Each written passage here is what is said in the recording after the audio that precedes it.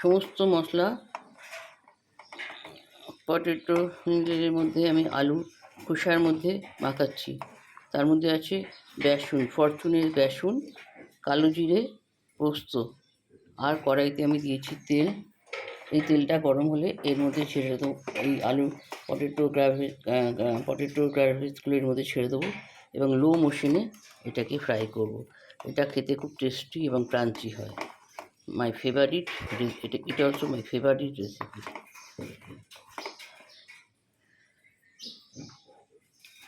এবার আস্তে আস্তে করে আমি এগুলো এর মধ্যে ছেড়ে দেবো।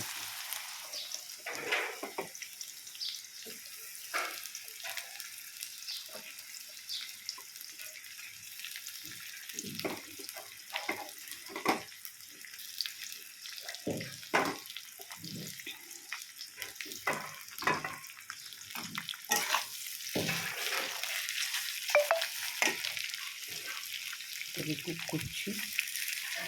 এটা যখন একদম কমপ্লিট ফ্রাই হবে তখন এটা নামাবো।